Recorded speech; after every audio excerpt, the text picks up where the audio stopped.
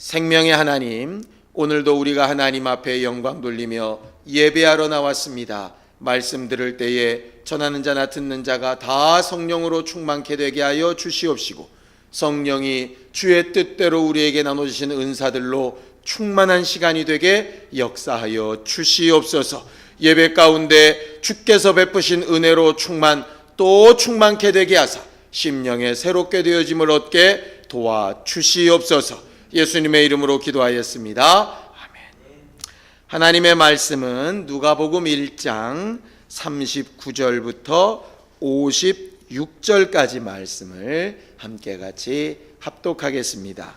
누가복음 1장 39절에서 56절까지 말씀을 함께 같이 합독하겠습니다. 함께 읽습니다. 시작. 이때에 마리아가 일어나 빨리 산중에 가서 유대 한 동네에 이르러 사가랴의 집에 들어가 엘리사벳에게 문안하니, 엘리사벳이 마리아의 문안함을 들으매 아이가 복중에서 뛰노는지라. 엘리사벳이 성령의 충만함을 입어 큰 소리로 불러 가로되, 여자 중에 내가 복이 있으며 내 태중의 아이도 복이 있도다. 내 주의 모친이 내게 나오니 이 어찌 된 일인고. 보라, 내 문안하는 소리가 내 귀에 들릴 때에 아이가 내 복중에서 기쁨으로 뛰놀았도다. 믿은 여자에게 복이 있도다. 주께서 그에게 하신 말씀이 반드시 이루리라. 마리아가 가로되, 내 영혼이 주를 찬양하며 내 마음이 하나님 내 구주를 기뻐하였음은 그 계집종의 비천함을 돌아보셨음이라. 보라, 이제 후로는 만세의 날을 복이 있다 일컬으리로다. 능하신 이가 큰 일을 내게 행하셨으니 그 이름이 거룩하시며 긍휼하심이 두려워하는 자에게 대대로 이르는도다. 그의 발로 힘을 보이사 마음의 생각이 교만한 자들을 흩으셨고 권세 있는 자를 그 위에서 내리치셨으며 비천한 자를 높이셨고 줄이는 자를 좋은 것으로 배불리셨으며 부자를 공수로 보내셨도다. 그 종 이스라엘을 도우사 긍휼히 여기시고 기억하시되 우리 조상에게 말씀하신 것과 같이 아브라함과 및 그 자손에게 영원히 하시리로다 하니라. 마리아가 석 달쯤 함께 있다가 집으로 돌아가니라. 아멘. 우리 하나님은 찬양받기에 합당하신 하나님이십니다. 계시록의 맨 마지막 하나님의 심판대를 표현한 곳을 보면 어린 양 앞에 모든 이들이 입술을 벌려 찬양하는데, 그 찬양의 제목이 주는 찬양받기에 합당하신 분이십니다 라고 하는 것입니다. 성경은 하나님에 대하여 가르치는 책인데, 하나님은 찬양받으실 만한 분이라고 성경은 가르쳐 말하고 있습니다. 자, 성경을 한 군데 좀 보죠. 계시록 5장 12절입니다. 계시록 5장 12절입니다. 함께 읽습니다. 요한계시록 5장 12절입니다. 함께 읽겠습니다. 시작. 큰 음성으로 가로되, 죽임을 당하신 어린 양이 능력과 부와 지혜와 힘과 존귀와 영광과 찬송을 받으시기에 합당하도다 하더라. 그렇게 되어져 있습니다. 요한계시록 맨 마지막, 우리가 육체를 모두 벗고 영혼으로 하나님 앞에 서게 되는 그날에 영원토록 하나님 앞에 예배하는 존재가 될 텐데, 그 예배하는 존재가 하는 입의 찬양이 뭐냐면 바로 이 찬양입니다. 마치 예수께서 가르쳐 주신 주기도의 맨 마지막, 나라와 권세와 영광이 아버지께 영원히 있습니다, 그렇게 말하는 것처럼 우리 입술로 우리의 인생 맨 마지막에 고백해야 될 것은, 하나님, 내 모든 생명의 주인이시고 모든 복의 근원이시니 내게 찬양받기에 합당하신 분입니다, 그렇게 고백하는 것입니다. 그래 놓고 보니까 이사야서 43장 21절에 보면 하나님께서 이 백성을 왜 지었다고 되어져 있느냐, 우리가 너무나도 잘 아는 대로 나의 찬송을 부르게 하려 함이다 라고 그렇게 말씀하셨어요. 하나님께서 영적 존재를 왜 만드셨느냐, 영적 존재인 천사와 영적 존재인 사람을 왜 특별히 영적 존재로 만드셨느냐? 그들은 다 하나님을 직접 찬양하는 존재들로 만드신 것이라고 되어져 있습니다. 그래서 시편 150편 마지막에는 누구든지 호흡 있는 사람이라면 다 주를 찬양해야 될 것이라고 그렇게 말하고 있는 것이라 이 말이죠. 가장 큰 죄가 뭡니까? 하나님을 찬양하지도 않고 하나님 앞에 영광 돌리지도 않는 겁니다.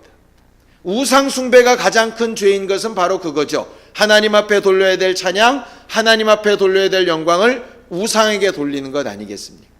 그러니 혹 우상은 숭배하지 않더라도 하나님 앞에 돌려야 될 영광이나 그 찬송을 내가 중간에 가르치고 있다면 그것은 우상 숭배와 똑같은 것입니다. 그래서 나는 다른 신은 섬기지 않는다, 대신 하나님도 인정하지 않는다, 그게 왜 우상 숭배와 똑같으냐 하면 하나님께 돌릴 영광과 찬송을 돌리지 않기 때문에 그렇습니다.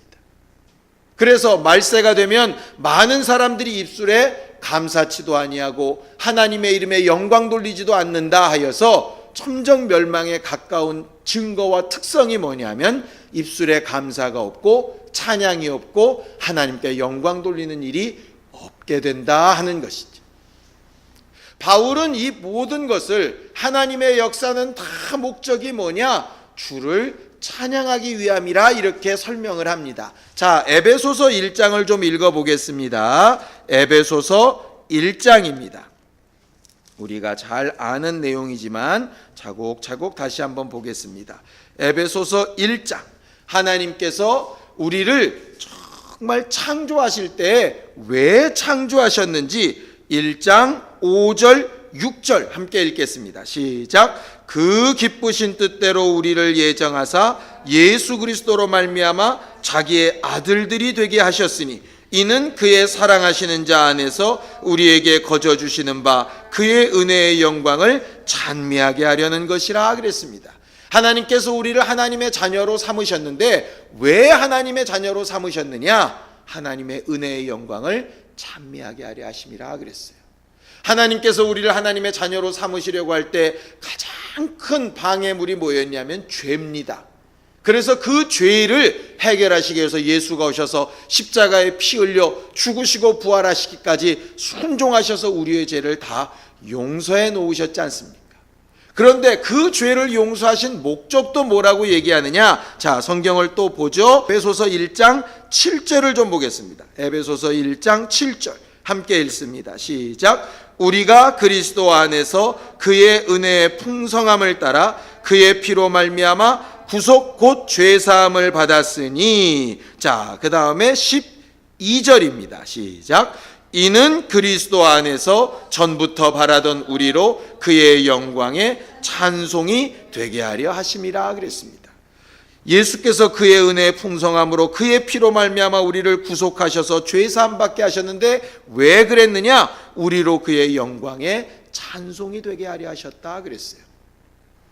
우리에게 그 구원의 확신을 얻게 하기 위해서 성령을 보내시고 은사를 주신다 하셨는데 그 성령은 또 왜 오셨느냐? 자, 13절 14절입니다. 함께 읽습니다. 시작. 그 안에서 너희도 진리의 말씀 곧 너희의 구원의 복음을 듣고 그 안에서 또한 믿어 약속의 성령으로 인치심을 받았으니 이는 우리의 기업의 보증이 되사 그 얻으신 것을 구속하시고 그의 영광을 찬미하게 하려 하심이라 그랬어요. 결국 하나님께서 우리를 창조하신 이유도, 우리를 자녀 삼으신 이유도, 예수의 피로 구속하신 이유도, 성령으로 인쳐서 기업을 삼으신 이유도, 또 우리를 이렇게 불러 모아 교회가 되게 하시고 오늘 이렇게 생명 주셔서 모여 예배하게 하신 모든 이유도 단 한 가지입니다. 그의 은혜의 영광을 찬양하게 하기 위해서. 찬양이라는 말은 말 그대로 그를 칭찬하는데 아주 쟁쟁하게 울려서 나타내다 이런 뜻입니다. 흔히 우리나라 성경엔 찬송, 찬미, 찬양 이렇게 이제 번갈아가면서 쓰고 있는데요. 물론 다 같은 뜻이긴 하지만 조금씩 의미를 다르게 구분을 한다면 찬미는 자기가 받은 은혜에 자기 스스로 깊이 감사하는 것, 스스로에게 이렇게 고백하는 믿음의 고백을 이야기한다면 찬송은 하나님께 대하여 이렇게 올리는 것을 이야기를 합니다. 그리고 찬양은 실상은 다른 사람들 앞에 우리 하나님이 이런 분이라고 자랑하고 선전하는 내용을 보통 찬양이라고 이야기하죠. 어쨌든 이 찬송과 찬미와 찬양은 다 우리에게 존재해야 되는데 우리 스스로의 믿음 고백에도 하나님께도 다른 사람 앞에도 주의 은혜의 영광에 대해서 담대하게 말할 수 있는 것이 우리여야 하고 그렇게 하는 것이 신앙생활 제일 잘하는 겁니다. 그래서 우리 입술에 감사합니다. 하나님께서 이렇게 주셔서 정말 감사합니다. 이렇게 나오는 게 결국 찬양이고 그것이 곧 찬미고 그게 하나님 앞에 영광 돌리는 찬송이 되는 겁니다. 찬양이라고 하는 원래 히브리의 말은요, 무릎을 꿇다 하는 말로 바라크라고 합니다. 바락. 아니면 또 하나는 손을 들다 이렇게 해서 야다 이렇게 됩니다. 무릎을 꿇든지 손을 들든지 다 똑같은 말입니다. 손을 든다는 것 자체가 이미 항복하다, 내 모든 권리를 포기하다 그런 뜻이고요. 무릎을 꿇다 하는 것도 내 모든 권리를 내어드리고 노예의 자리에 서다 그런 뜻입니다. 결과적으로 찬양은 나는 없고 하나님만 역사하십니다 라고 말하는 것이 가장 주된 찬양이고 우리 일평생 해야 될 일이 그것이라 이 말이에요. 그런데 그 찬양이 변질돼서 마치 루시엘이 하나님만 찬양해야 됐던 그 루시엘이 자기 영광과 자기 아름다움을 찬양하다가 루시퍼로 변질되고 타락해버리듯 우리의 신앙이 그렇게 되지 않도록 큰 영광을 볼 때, 큰 역사를 봤을 때, 우리가 바라고 소망하는 것들이 뭔가 이루어진다고 생각했을 때, 남들이 바라고 소망했던 걸 그들은 못 얻었으나 나는 얻었다고 생각될 그때에 우리는 항상 우리 입술에서 조심해야 될 것이 내 입술에 누구의 영광을 말하고 자랑하고 있는가 하는 것을 잘 돌아볼 필요가 있는 것입니다. 오늘 이제 본문으로 돌아가 보겠습니다. 누가복음에 가보면 마리아가 가브리엘을 통해서 큰 기쁨의 소식을 들었습니다. 큰 기쁨의 소식. 어떤 소식이냐? 지금까지 아브라함 이후로 수많은 사람이, 아담 이후로 수많은 사람이 여인의 후손, 약속된 자손, 내가 내 집에 오겠다 하시는 하나님의 약속하신 예언대로 정말 메시아가 오기를 그렇게 기대하고 소망했는데, 그렇게 기대하고 고대하던 메시아가 결국 마리아의 태에 잉태될 것이라고 하는 정말 기쁨의 소식을 듣게 되어졌어요. 오늘 성경 39절에 보면 그 소식을 들은 마리아, 주의 계집종이오니 주의 뜻대로 되사이다 하여서 정말 천사가 그에게 복을 명한 대로 하나님의 아들이 자기에게 잉태된 것을 그렇게 깨닫게 된 그 마리아가 어떤 행동을 하고 있는가를 이렇게 좀 살펴보려고 하는 것입니다. 자, 39절을 함께 보겠습니다. 39절 함께 읽습니다. 시작. 이때에 마리아가 일어나 빨리 산중에 가서 유대 한 동네에 이르러 40절 사가랴의 집에 들어가 엘리사벳에게 문안하였다 이렇게 되어 있습니다. 여러분들이 혹시 기억하시는지 모르겠습니다.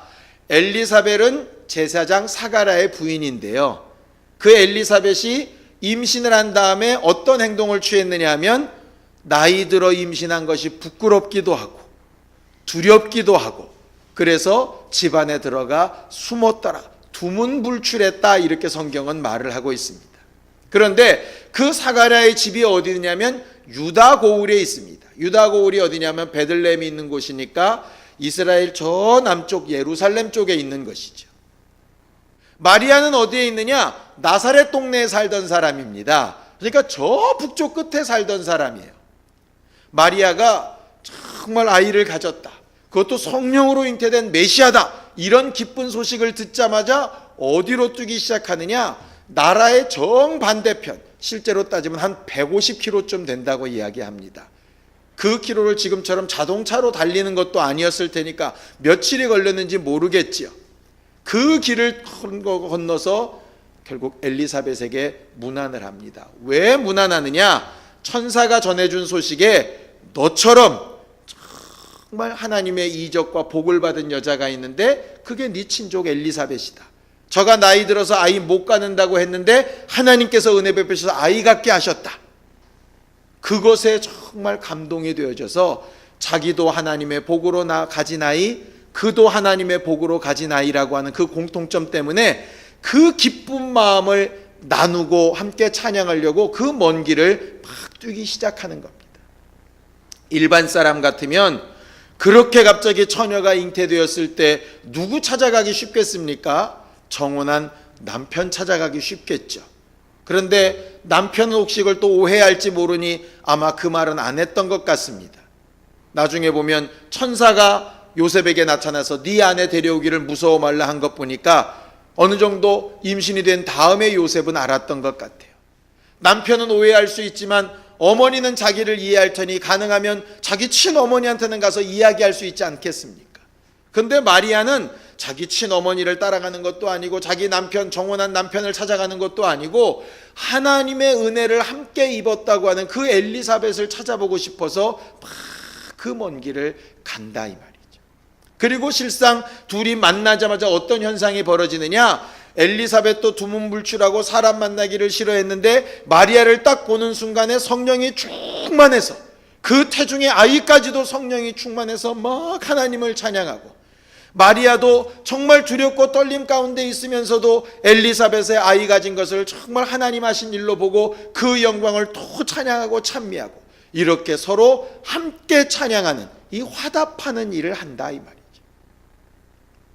마리아의 믿음이 어디 있느냐 하면은요, 내게 하나님께서 은혜 베푸시고 큰 역사 이루었다, 나 정말 감사하다로 끝나는 게 아니라 내가 감사한 이것을 함께 나눌 사람을 찾는다 이 말이에요. 현대사회에서 제일 필요한 것이 뭐냐 하면 공감 능력이랍니다. 공감 능력. 과거는 목표만 뚜렷하면 그냥 막 사람들이 다 달렸대요. 군대 문화처럼 절로 가자 그러면 그냥 다 무조건 또 쫓아갔답니다. 그런데 요새는 일로 가자 그래도 사람들이 말한대요. 왜 가야 되는데? 날 좀 이해시키라 이 말이죠. 예전에는 성도들도 목사가 이래야 됩니다 그러면 아멘 그랬는데, 요새는 성도들도 이래야 됩니다. 왜요? 이렇게 나온다 이 말이에요. 그러니까 공감이 안 되면, 마음이 공감이 안 되면 움직여지지 않는다. 어찌 보면 그것은 정말 좋은 현상이기도 합니다. 왜냐하면 막무가내로 움직이는 건 본래 신앙이 아니거든요. 그래서 하나님께서 그 마음을 감동하셔야 되고 그 마음에 하나님께서 역사해 주셔야 되는 거예요. 아까 우리가 찬양한 것처럼 정말 인자한 말을 가지고 사람을 감화시키며 이런 말이 있는데, 정말 믿음의 사람들은 그거 잘해야 됩니다. 행동은 엉망인데 말만 이렇게 하는 건 말고, 말과 행실이 다 좀 사람들의 마음을 감동시키고 감화할 수 있는 거고 굉장히 중요한 거거든요. 예수께서 그 방법을 쓰셨습니다. 그는 하나님이시고 하늘의 임금이시기 때문에 말 그대로 하나님의 능력으로 저 하늘 보좌에 앉으셔서 천사들을 시켜서 야 쟤는 일로 보내고 얘는 일로 보내고 이렇게 충분히 하실 수도 있었을 거예요. 그런데 그 예수는 우리와 연약함을 체휼하시고 우리와 똑같은 모습으로 오시되 죄는 없는 모습으로 오셔서 우리의 연약한 것이나 슬픈 것이나 괴로운 것이나 줄인 것이나 정말 죽음까지도 다 맛보시고 우리의 연약하고 슬퍼하는 모습을 함께 울어주기도 하시면서 우리에게 공감하시고 우리의 마음을 이해하시되 그럼에도 불구하고 이렇게 살아야 된다라고 분명히 본을 보이신 분이 예수 그리스도시거든요. 그렇다면 교회도 당연히 그렇게 해야 맞다 이 말이에요. 바리새인이나 서기관처럼 재판장의 자리에 앉아서 이건 옳다, 이건 그르다, 저렇게 하면 안 된다, 저렇게 하면 된다 이렇게 하는 게 아니라, 그렇게 하지 못하는 자들을 볼 때 저렇게 못하는 건 또 얼마나 답답할까, 모르고 하는 일이니 정말 저들은 그 결과를 예측도 못하니 얼마나 정말 불쌍한가, 또 알고 된지 못하면 얼마나 마음 상하고 답답할까, 행하긴 행하는데 힘이 없어 괴로우면 얼마나 힘들고 낙심이 될까, 뭐 이런 것들을 교회가 공감해 주면서, 공감해 주니까 그렇게 대충 살으라가 아니라 그럼에도 불구하고 우리처럼 예수의 은혜를 의지해서 성령을 의지해서 이렇게 사는 것이 우리 영혼에도 우리들의 삶에도 유익하다고 본을 보여주는 것이 예수 닮은 교회의 모습이거든요. 성경은 이 부분을 가르쳐서 이렇게 설명을 합니다. 자, 성경을 좀 보겠습니다. 로마서 12장 15절입니다. 로마서 12장 15절입니다. 함께 읽겠습니다. 14절부터 있죠. 14절부터 18절까지 읽겠습니다. 로마서 12장 14절부터 18절까지 함께 읽겠습니다. 시작. 너희를 핍박하는 자를 축복하고 저주하지 말라. 즐거워하는 자들로 함께 즐거워하고 우는 자들로 함께 울라. 서로 마음을 같이하여 높은 데 마음을 두지 말고 도리어 낮은 데 처하며 스스로 지혜 있는 채 말라. 아무에게도 악으로 악을 갚지 말고 모든 사람 앞에서 선한 일을 도모하라. 할 수 있거든 너희로서는 모든 사람으로 더불어 평화하라. 이렇게 되어 있습니다. 바로 예수 믿는 사람, 성도들에게 하나님이 부탁하신 삶의 모습이라 이 말이죠. 우리가 여기서 벗어나지 않게 되기를 원합니다. 마리아는 자기가 하나님으로부터 큰 은혜를 입었습니다. 큰 은혜를 입고 나서 난 특별한 사람이다. 어떤 부분에서 어떤 종교인들이 이야기하는 것처럼 황모, 죄 없는 여자 이렇게 말하지 않고 자기를 그렇게 높이지 않고 자기 스스로를 가르쳐서 그 시에 보면 비천한 계집종을 하나님께서 들어서 귀한 자가 되게 하셨다고, 복 있는 자가 되게 하셨다고 그렇게 하나님의 하신 일을 나누는데 자기 혼자의 믿음 잘났다고 얘기하는 것이 아니라 엘리사벳을 찾아가서 공감하고 위로하고 함께 하더라 이 말이지.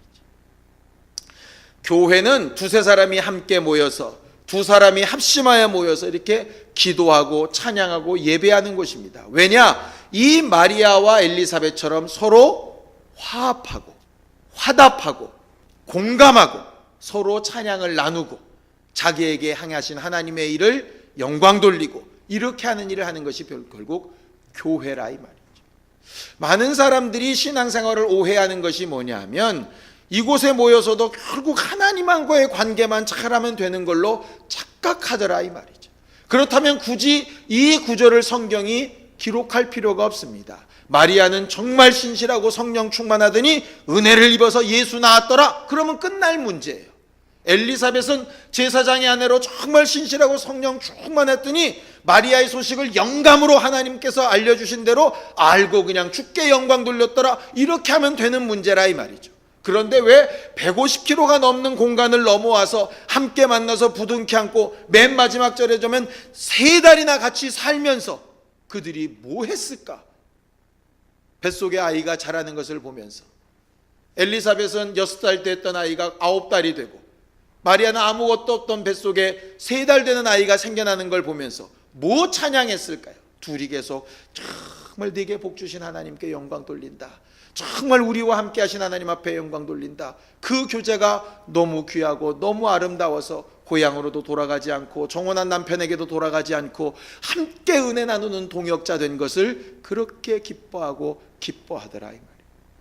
그 일을 가르쳐서 누구의 감동으로 되어졌느냐? 성령의 감동으로 그렇게 되어졌더라 하는 것이죠. 근데 곰곰이 생각해 봅시다. 침례 요한을 낳은 엘리사벳이 정말 복 있는 여자인가요? 우리 생각에 복 있는 여자는 어떤 여자일 것 같습니까? 사가랴가 제사장이니 그 요한도 제사장이 되고 예루살렘 성전에서 대제사장이 되고 좋은 옷을 입고 존경을 받으면서 왕과 함께 대적을 하고 이래야 좀 복 있는 사람 아니겠어요? 그런데 그 침례요한 어떻습니까? 광야에 나가서 약대 털옷을 입고, 요새는 낙타 조심해야 된다는데 약대 털옷 입고 석청 먹으면서 메뚜기 먹으면서 사람들한테 욕 먹고 결국은 목 잘려 죽고, 그게 무슨 우리 볼 때 복이냐.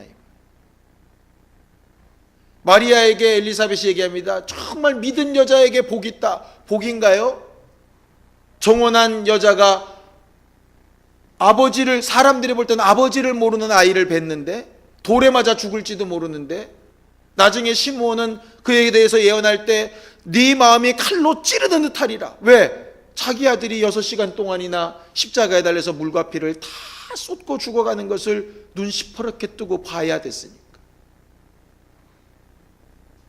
복 있는 여자입니까? 사람의 생각으로 그걸 복 있다고 말할 수 있나요? 그러나 그들이 서로에게 복 있다고 칭찬할 수 있었던 이유는 뭐냐면 하나님이 하신 일 때문에 그렇거든. 교회는 그런 곳입니다. 세상처럼 사업 잘 돼서 축하드립니다. 자식 잘 돼서 축하드립니다. 이것도 감사하지요. 그런 것도 있습니다. 맞습니다. 그런데 그것은 성령 충만하지 않아도, 믿음이 없어도 그렇게 할 수 있어요. 그러나 정말 믿음 있는 사람들의 찬양, 믿음 있는 사람들의 고백은 뭐냐 하면, 그렇지 못할 때라도 하나님께 하신 일을, 하나님께서 도우신 일을, 앞으로 행하실 큰 역사를 입술로도 삶으로도 고백하며 나눌 수 있는 사람들이 신앙인들이거든요. 마리아와 엘리사벳은 괜히 그들에게 하나님께서 태를 빌려 쓰시겠다고 해서 주의 일꾼들을 보내신 게 아닙니다. 그럴 만한 믿음의 근본들이 있었던 사람들이었다 이거죠. 그러니 우리도 그런 마음의 바탕, 그런 심령의 바탕을 좀 가지고 있으면 하나님께서 얼마든지 우리를 쓰시지 않겠습니까? 오늘 성경에 보면 그렇게 되어져 있습니다. 함께 찬양하기 위해서 동역자를 구하라고 그렇게 되어져 있어요. 마리아가 엘리사벳을 찾아가 동역자를 구했듯이 엘리사벳이 마리아와 함께 역사했듯이 말이에요. 이들뿐만이 아니죠. 모세는 동역자로서 아론을 구해서 하나님의 일을 잘 감당하게 됩니다. 바울은 바나바나 실라나 디모데나 이렇게 사람들을 때때마다 하나님께서 바꿔가면서 좋은 동역자를 붙여주셔서 하나님의 일을 이루게 하셨어요. 우리도 마찬가지입니다. 우리도 이렇게 함께 예배하는 사람, 함께하는 성도들은 그런 동역자들로 정말 귀하고 아름다운 모습으로 받고 함께 찬양하는 일을 해야 좋은 것이라 이 말이죠. 두 번째는 그렇게 함께 동역하며 나눌 때 중요한 것이 성령 충만해야 되는 것이었어요. 침례원처럼 그 아이가 태중에서 6개월밖에 된 아이라도 정말 성령 충만할 수 있다고 하셨다면 우리는 그보다 훨씬 더 장성하고 말씀도 잘 알고 기도도 할 줄 알고 성령도 우리가 임한 것을 알고 있는 사람들이니 얼마나 더 충만할 수 있겠어요. 못한다면 결과적으로는 태중에는 6개월만치도 못한 사람이 될 수 있겠죠. 그러니 우리가 더 마음과 생각을 같이 하여 성령 충만하기를 기도하며 간구해야 되는 것 꼭 필요한 일이겠죠. 세 번째는 함께 교제하고 함께 영광 돌리는 것으로만 끝나는 것이 아니라 각각 때가 되어 흩어졌을 때에는 자기들의 할 일, 엘리사벳은 침례요한을 잘 성장시키는 일, 마리아는 예수를 잘 성장시키는 일로 흩어졌던 것들을 이렇게 보게 되어집니다. 교회가 이러한 모습을 그대로 닮아갈 수만 있으면 정말 아름답고 귀한 신앙생활을 할 수 있을 것 같아요. 그래서 우리가 이번 한 주간, 남은 한 주간 동안은 이렇게 하기를 정말 원합니다. 우리 입술에서 하나님의 하신 일에 대하여 감사합니다 하는 것을 우리 입술에 달고 살아봤으면 좋겠습니다. 제가 저희 아버님께 참 감사한 것은 나중에 여러 가지 좀 어려운 점도 있고 힘든 점도 있고 어쩔 때는 생각이 아주 맑지 못하실 때도 있었지만 항상 맨 마지막에 붙이시는 아버지의 단어가 하나 있었는데 그게 뭐냐면 감사합니다 하는 것이었어요. 그 마지막 순간까지 그 감사합니다를 외치고 떠나신 분이라 정말 마음이 좀 뿌듯한 것이 있습니다. 우리 일생을 두고 좀 그렇게 감사하고 찬양하고 영광 돌리는 사람들이 될 수 있었으면 좋겠습니다. 이왕이면 감사하고 영광 돌릴 일, 남들이 볼 때는 고난스러운 일일지라도 하나님께서 내게 맡기신 일이라고 할 때 그것을 서로 자랑하고 나누고 기도 제목을 부탁하고 서로 함께 합심하여 간구하고 하는 이런 교제가 우리 가운데 있기를 정말 원합니다. 이것은 교제를 해야 되니까 하라는 것이 아니라 실상 그렇게 찬양하는 것이 하나님 보시기에 아름답다 이 말이죠. 성경을 한 군데만 더 보죠. 에베소서 5장 19절에서 21절입니다. 에베소서 5장 19절에서 21절입니다. 함께 읽겠습니다. 에베소서 5장 19절에서 21절입니다. 함께 읽지요. 시작. 시와 찬미와 신령한 노래들로 서로 화답하며 너희의 마음으로 주께 노래하며 찬송하며 범사의 우리 주 예수 그리스도의 이름으로 항상 아버지 하나님께 감사하며 그리스도를 경외함으로 피차 복종하라. 그렇게 되어 있습니다. 거기 이렇게 써 있죠. 시와 찬미와 신령한 노래들로 잘 노래 불러라 이렇게 안 되어 있고 시와 찬미와 신령한 노래들로 서로 화답하라 이렇게 되어져 있어요. 찬양은 서로 함께 부르고 나누는 겁니다. 마리아와 엘리사벳이 그러했던 것처럼 자기를 높이는 것이 아니라 다른 이에게 역사하신 하나님에 대하여 찬양하고 기뻐해 주는 겁니다. 혹 그가 고난당하 슬퍼할 때 함께 울어주는 겁니다. 그게 교회고 그게 하나님의 사랑입니다. 예수 닮은 모습처럼 그렇게 행한 결과로 복음이 전파되고 하나님이 하신 일의 역사의 결과들이 드러나는 우리 모든 심령들이 되기를 예수님의 이름으로 축원합니다. 시간 예수의 한번 부르고 간절히 같이 기도할 때 혹 우리 마음에 낙심되거나 실망하거나 어려운 것들이 있어서 내 예상이나 내 꿈대로 되지 않는 것들이 있어서 내 계획대로 그때그때 빨리빨리 되지 않는 것 때문에 힘들어하고 괴로워하며 불평불만하고 낙심하고 남 탓하고 했던 것 있다면 회개하고 오직 그 모든 상황 가운데서 나를 생명으로 하나님의 복으로 이끌어가고 계신 하나님 앞에 감사하는 마음으로 범사에 감사하라는 주의 뜻을 이루며 내 입술에서 감사와 영광을 찬송하는 소리만 나오고 그것이 우리 모두와 합하여서 정말 화답하는 신령한 찬양으로 주께 영광 돌리는 귀한 교회와 우리 모두가 되게 하여 주시옵소서. 예수의 한번 부르고 간절히 같이 함께 기도하겠습니다. 거룩하신 하나님 아버지, 오늘도 우리가 하나님 앞에 이렇게 나와 주 예수 이름의 영광을 돌리며 기쁨으로 예배하였습니다. 주의 말씀을 듣는 사람들, 우리를 구원하시고 죄사함을 받게 하시고 자녀 삼으시고 성령으로 인치신 이유가 주께 찬양하는 도구가 되게 하기 위함이라 하셨사오니 아버지 하나님, 마리아나 엘리사벳과 같이 우리가 처한 상황, 환경, 형편 가운데서 항상 시와 찬미와 신령한 노래로 서로 화답하며 주께 영광을 돌리고 우리에게 주신 일들과 또 함께하게 하신 주의 교회를 위하여 하신 일들의 감사, 또 감사함으로 영광 돌리는 믿음의 사람들이 되게 도와주시옵소서. 하나님이 하신 일을 누구 앞에서도 담대히 전하여 드러내어 말할 수 있는 담대한 심령들이 있게 도와주시옵시고 지금도 우리의 마음에 있는 기도와 간구가 하나님 앞에 응답되기를 사모하는 믿음으로 하나님의 역사를 기대하는 우리 모든 사람들이 다 되게 도우시고 인도하여 주시옵소서. 예수님의 이름으로 축복하며 기도하였습니다. 아멘.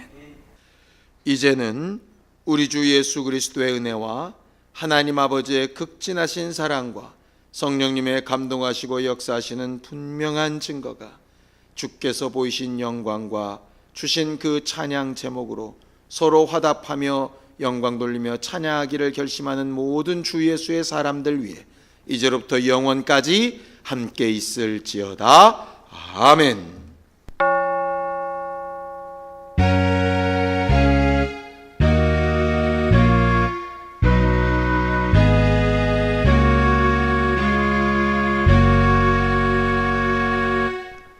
우리 예배 받으신 하나님 앞에 감수 박수 끝내겠습니다. 수고하셨습니다.